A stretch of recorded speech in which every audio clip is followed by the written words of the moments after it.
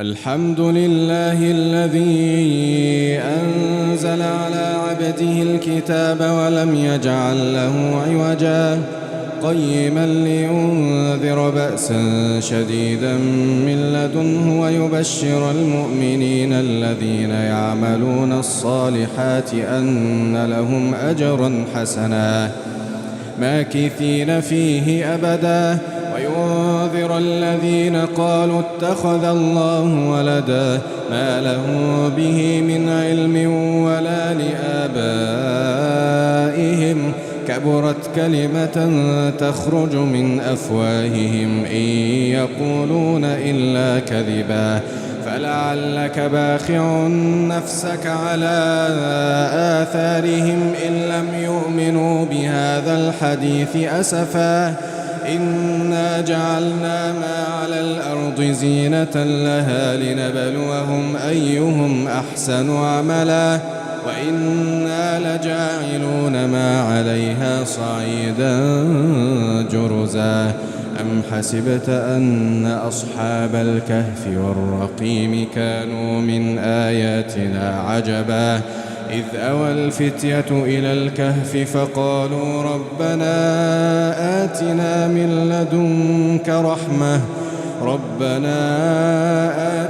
من لدنك رحمة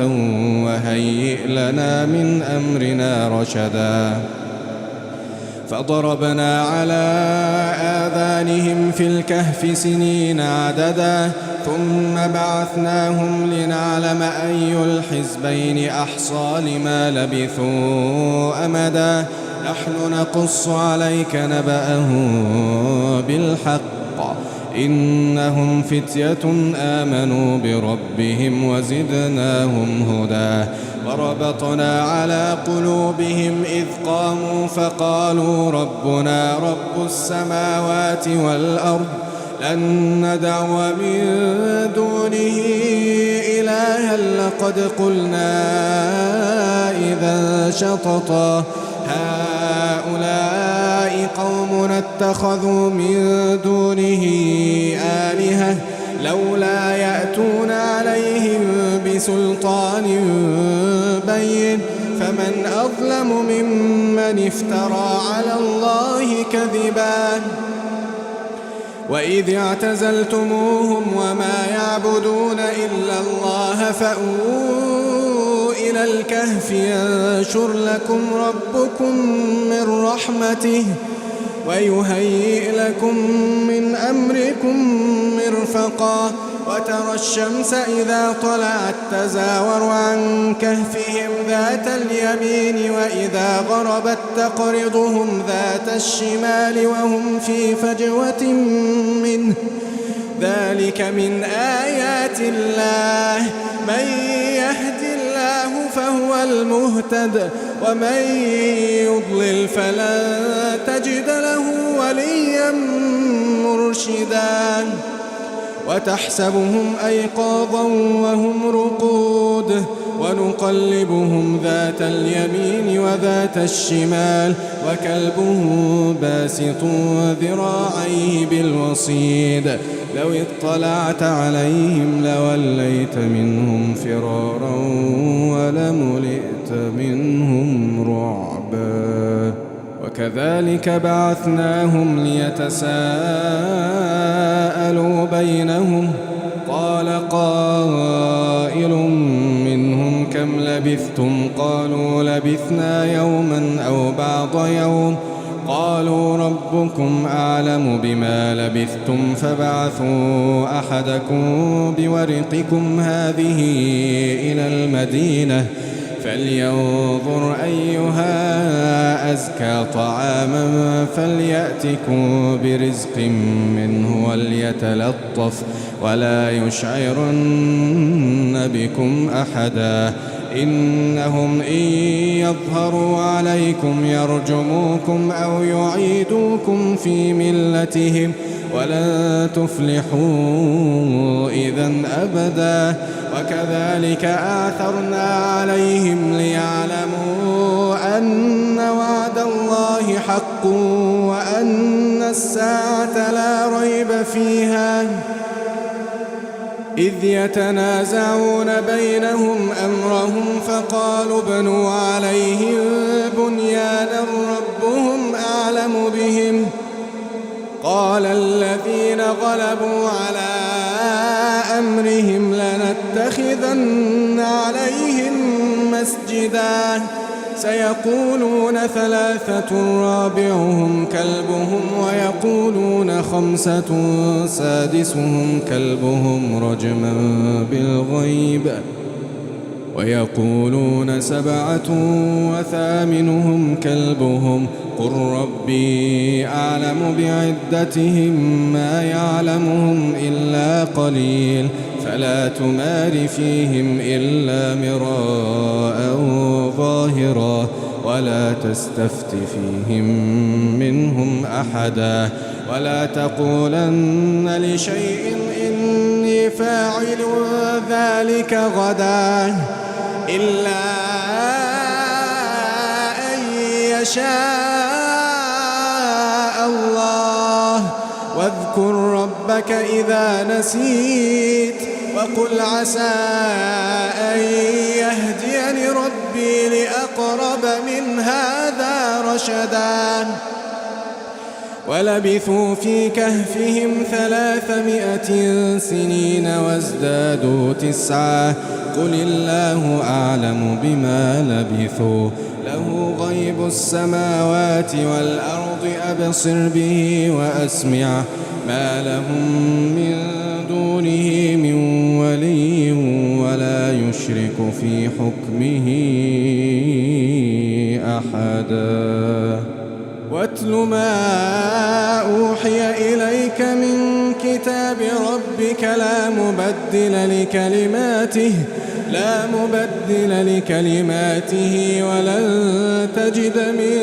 دونه ملتحدا واصبر نفسك مع الذين يدعون ربهم بالغداة والعشي يريدون وجهه ولا تعد عيناك عنهم تريد زينة الحياة الدنيا ولا تطع من أغفلنا قلبه عن ذكرنا واتبع هواه وكان أمره فرطا وقل الحق من ربكم فمن شاء فليؤمن ومن شاء فليكفر إنا أعتدنا للظالمين نارا أحاط بهم سرادقها وإن يستغيثوا يغاثوا بماء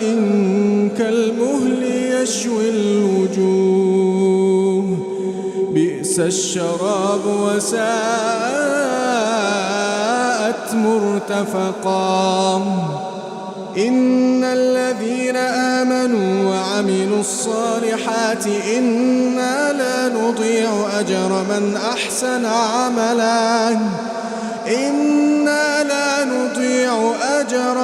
أحسن عملا أولئك لهم جنات عدن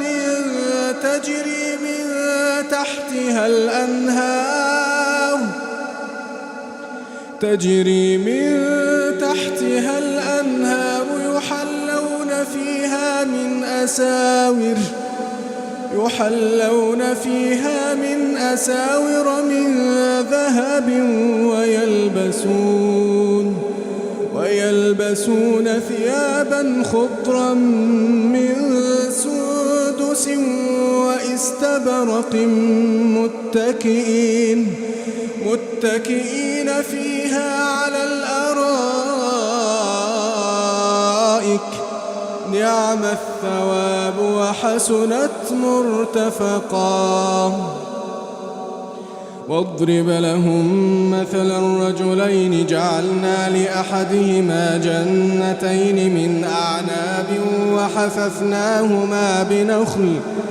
وحففناهما بنخل وجعلنا بينهما زرعا كلتا الجنتين آتت أكلها ولم تظلم منه شيئا وفجرنا خلالهما نهرا وكان له ثمر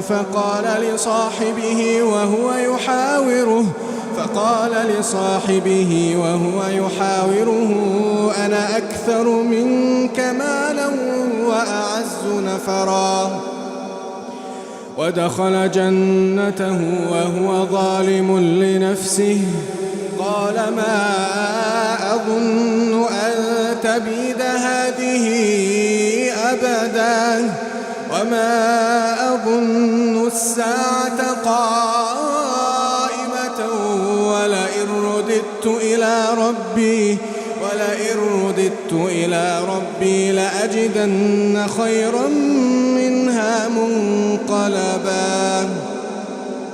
قال له صاحبه وهو يحاوره أكفرت بالذي خلقك من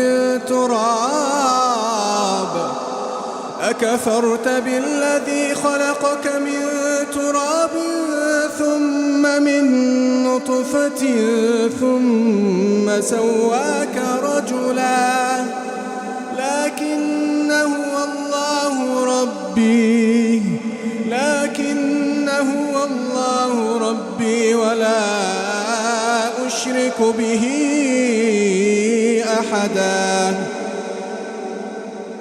لكن هو الله ربي ولا أشرك به أحدا ولولا إذ دخلت جنتك قلت ما شاء الله لا قوة إلا بالله إن ترني أنا أقل منك مالا وولدا فعسى ربي أن يؤتيني خيرا من جنتك ويرسل عليها حسبانا من السماء فتصبح صعيدا زلقا أو يصبح ماؤها غورا فلن تستطيع له طلبا وأحيط بثمره فأصبح يقلب كفيه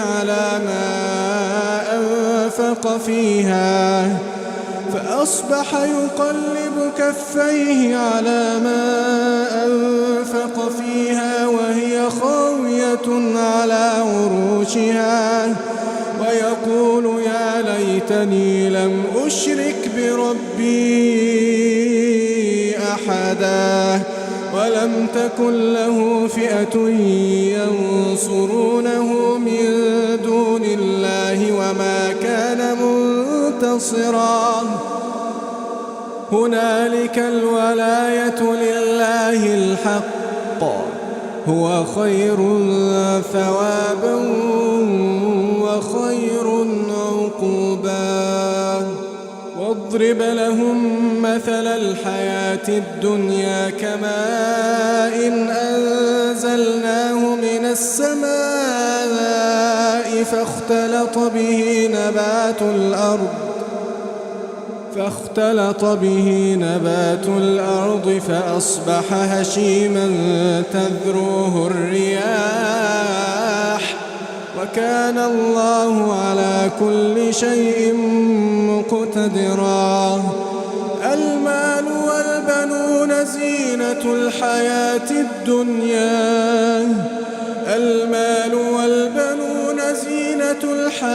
الدنيا والباقيات الصالحات خير عند ربك ثوابا وخير أملا ويوم نسير الجبال وترى الأرض بارزة وحشرناهم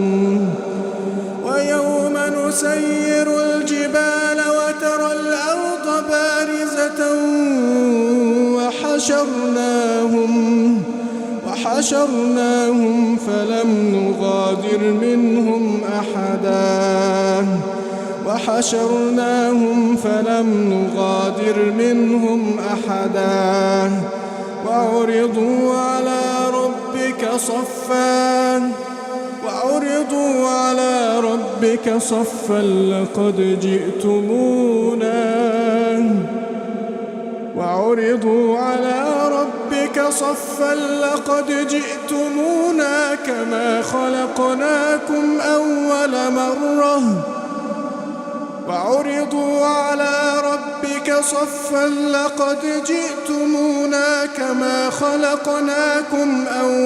مرة بل زعمتم أن لن نجعل لكم موعدا ووضع الكتاب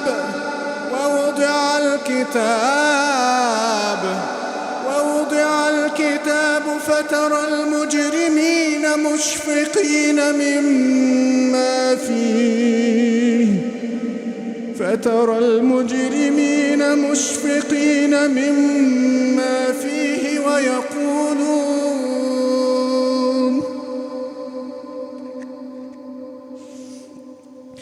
ويقولون يا ويلتنا ما لهذا الكتاب لا يغادر صغيرة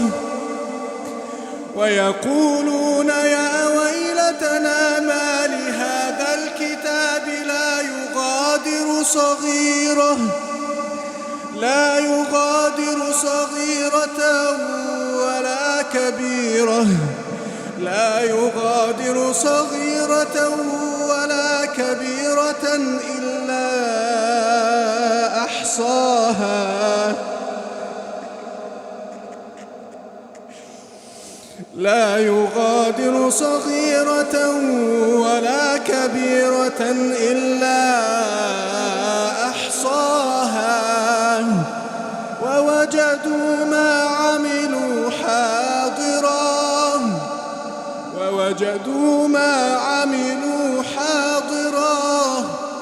ووجدوا ما عملوا حاضرا ولا يظلم ربك أحدا. وإذ قلنا للملائكة اسجدوا لآدم فسجدوا إلا إبليس كان من الجن ففسق عن أمر ربه أفتتخذونه وذريته أولياء من دوني وهم لكم عدو بئس للظالمين بدلا. ما أشهدتهم خلق السماوات والأرض ولا خلق أنفسهم وما كنت متخذ المضلين عضدا. ويوم يقول نادوا شركائي الذين زعمتم فدعوهم فلم يستجيبوا لهم وجعلنا بينهم موبقا. ورأى المجرمون النار فظنوا أنهم مواقعوها ولم يجدوا عنها مصرفا. ولقد صرفنا في هذا القرآن للناس من كل مثل وكان الإنسان أكثر شيء جدلا. وما منع الناس أن يؤمنوا إذ جاءهم الهدى ويستغفروا ربهم إلا أن تأتيهم سنة الأولين أو يأتيهم العذاب قبلا. وما نرسل المرسلين إلا مبشرين ومنذرين ويجادل الذين كفروا بالباطل ليدحضوا به الحق واتخذوا آياتي وما أنذروا هزوا. ومن أظلم ممن ذكر بآيات ربه فأعرض عنها ونسي ما قدمت يداه إنا جعلنا على قلوبهم أكنة أن يفقهوه وفي آذانهم وقرا وإن تدعهم إلى الهدى فلن يهتدوا إذن أبدا. وربك الغفور ذو الرحمة لو يؤاخذهم بما كسبوا لعجل لهم العذاب. وربك الغفور ذو الرحمة لو يؤاخذهم بما كسبوا لعجل لهم العذاب بل لهم موعد لن يجدوا من دونه موئلا. وتلك القرى أهلكناهم لما ظلموا وجعلنا لمهلكهم موعدا. وإذ قال موسى لفتاه لا أبرح حتى أبلغ مجمع البحرين أو أمضي حقبا فلما بلغا مجمع بينهما نسيا حوتهما فاتخذ سبيله في البحر سربا فلما جاوزا قال لفتاه آتنا غداءنا لقد لقينا من سفرنا هذا نصبا قال أرأيت إذ أوينا إلى الصخرة فإني نسيت الحوت وما أنسانيه إلا الشيطان أن أذكره واتخذ سبيله في البحر عجبا قال ذلك ما كنا نبغ فارتدا على آثارهما قصصا فوجدا عبدا من عبادنا آتيناه رحمة من عندنا وعلمناه من لدنا علما قال له موسى هل أتبعك على أن تعلمني مما علمت رشدا قال إنك لن تستطيع معي صبرا وكيف تصبر على ما لم تحط به خبرا قال ستجدني إن شاء الله صابرا ولا أعصي لك أمرا قال فإن اتبعتني فلا تسألني عن شيء حتى أحدث لك منه ذكرا فانطلقا حتى إذا ركبا في السفينة خرقها قال أخرقتها لتغرق أهلها لقد جئت شيئا إمرا قال ألم أقل إنك لن تستطيع معي صبرا قال لا تؤاخذني بما نسيت ولا ترهقني من أمري عسرا فانطلقا حتى إذا لقيا غلاما فقتله قال أقتلت نفسا زكية بغير نفس لقد جئت شيئا نكرا قال ألم أقل لك إنك لن تستطيع معي صبرا قال إن سألتك عن شيء بعدها فلا تصاحبني قد بلغت من لدني عذرا فانطلقا حتى إذا أتيا أهل قرية استطعما أهلها فأبوا أن يضيفوهما فوجدا فيها جدارا يريد أن ينقض فأقامه قال لو شئت لاتخذت عليه أجرا قال هذا فراق بيني وبينك سأنبئك بتأويل ما لم تستطع عليه صبرا أما السفينة فكانت لمساكين يعملون في البحر فأردت أن أعيبها وكان وراءهم ملك يأخذ كل سفينة غصبا. وأما الغلام فكان أبواه مؤمنين فخشينا أن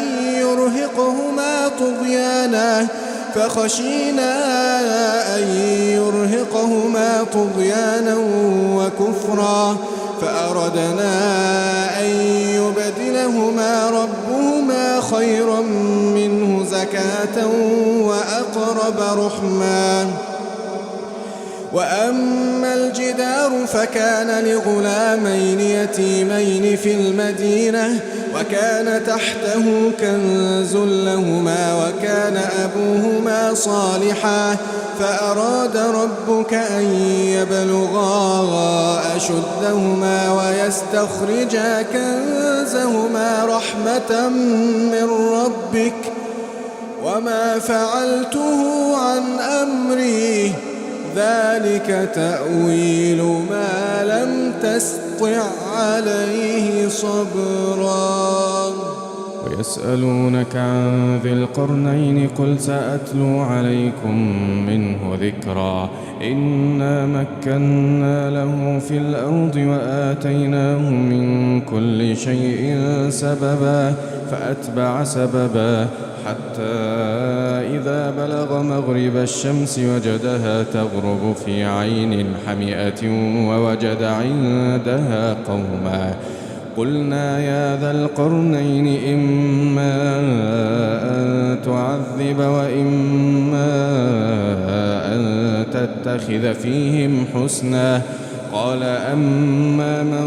ظلم فسوف نعذبه ثم يرد إلى ربه فيعذبه عذابا نكرا. وأما من آمن وعمل صالحا فله جزاء الحسنى وسنقول له من أمرنا يسرا. ثم أتبع سببا حتى إذا بلغ مطلع الشمس وجدها تطلع على قوم لم نجعل لهم من دونها سترا. كذلك وقد أحطنا بما لديه خبرا. ثم أتبع سببا حتى إذا بلغ بين السدين وجد من دونهما قوما لا يكادون يفقهون قولا. قالوا يا ذا القرنين إن يأجوج ومأجوج مفسدون في الأرض فهل نجعل لك خرجا على أن تجعل بيننا وبينهم سدا. قال ما مكني فيه ربي خير فأعينوني بقوة أجعل بينكم وبينهم ردما. آتوني زبر الحديد حتى إذا ساوى بين الصدفين قال انفخوا حتى إذا جعله نارا قال آتوني أفرغ عليه قطرا. فما استطاعوا أن يظهروه وما استطاعوا له نقبا. قال هذا رحمة من ربي فإذا جاء وعد ربي جعله دكاء وكان وعد ربي حقا. وتركنا بعضهم يومئذ يموج في بعض ونفخ في الصور. وتركنا بعضهم يومئذ يموج في بعض ونفخ في الصور فجمعناهم جمعا. وعرضنا جهنم يومئذ للكافرين عرضا. الذين كانت أعينهم في غطاء عن ذكري وكانوا لا يستطيعون سمعا. أفحسب الذين كفروا أن يتخذوا عبادي من دوني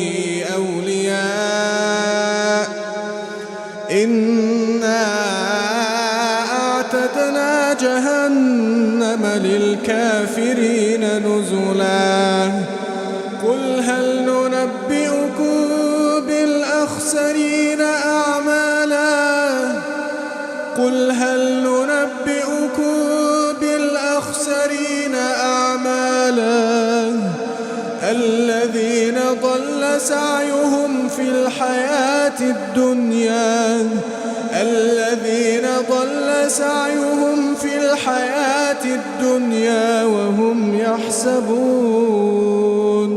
وهم يحسبون أنهم يحسنون صنعا أولئك الذين كفروا بآيات ربهم ولقائه فحبطت أعمالهم فلا نقيم لهم يوم القيامة وزنا ذلك جزاؤهم جهنم بما كفروا واتخذوا آياتي ورسلي هزوا إن الذين آمنوا وعملوا الصالحات كانت لهم جنات الفردوس نزلا خالدين فيها